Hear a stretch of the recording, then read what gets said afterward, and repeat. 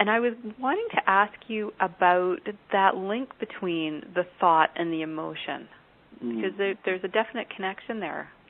Yes, there's a definite connection between thoughts and emotions. As a matter of fact, there's really very little that we can think about or look at or perceive that we haven't attached a feeling to. Now, if, for example, if you have a bicycle and you ride that bicycle every day, and it's a pleasurable activity for you because you get out and get some exercise and fresh air and whatever, and then one day you have an accident and you fall off the bicycle and you hurt your arm or break your arm, and then whenever you look at the bicycle from that point forward, how you feel about it will have changed. You will have assigned a different meaning to that bicycle. Now it means pain. You want to stay away from it until you get up on it again and sort that out.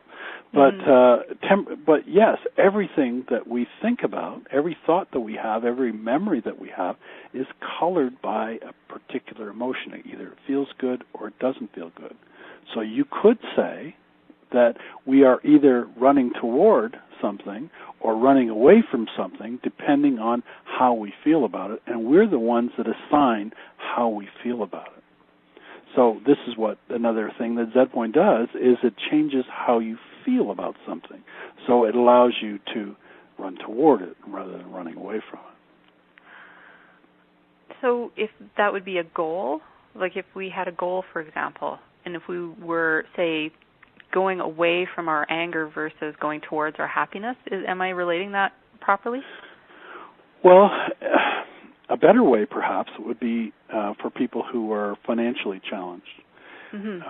We're quite literally, we are running away from financial success, not because we don't want it, but because there are certain elements of it, of having it, that frighten us or cause us to be upset, cause us to be concerned.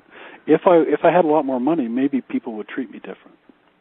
If I had a lot more money, maybe the government would come after me, If I had a lot more money, who knows, maybe my in-law or maybe all my family would come after me and make my life miserable. There's all kinds of things that then we start sabotaging ourselves on an unconscious level so that we don't get the money that we rightfully deserve. And these are just feelings, they're just beliefs or ideas. They're not necessarily true, but they're sitting in our subconscious mind, and we are unconsciously acting on them. Because when we think about having lots of money, it doesn't make us feel good. It should, but it doesn't. You see what I mean? Yeah, because it can be scary. Yeah, and that works in every part of life. So what we really would like to do, I think is a really good thing to do, is start looking at and thinking about different aspects of life. And if it makes you feel bad, if you want something, but the wanting of it makes you feel bad, you can guarantee you're not going to get it. Period. Law of attraction again. Yes, and whether that's maybe more responsibility in a relationship or whether that's the burden of a greater tax. Because I think, I'm wondering too, actually, to do with the finances, and I'm looking at this and going, okay, because I'm trying to figure out where this is coming from, like where does the subconscious program coming from? We're used to making, say, a certain amount of money, or maybe we just got a pay cut because of the economy or a job layoff or something like that. But then when we contemplate our gain, so say you become an instant millionaire, we only contemplate the burden of that or the taxes or we don't necessarily contemplate the benet because that's not our experience. Is that okay? Well, what happens, a show I watched on TV a year or so ago, it was detailing what happened to people when they won large sums of money. And it was very curious because what happened typically was those people didn't hang on to their money for very long. They didn't have a mindset of having money. They had they suddenly acquired all this money, and it caused nothing but heartache for them.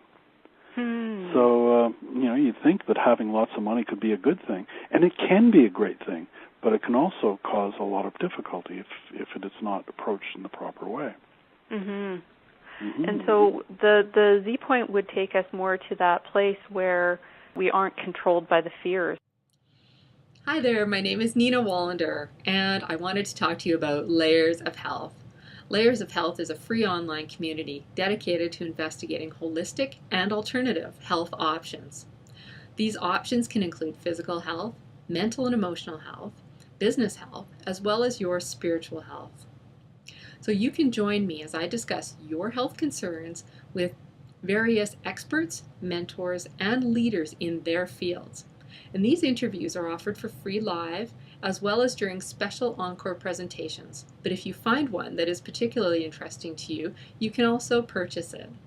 So you can join me at www.layersofhealth.com, and I'll see you on the calls.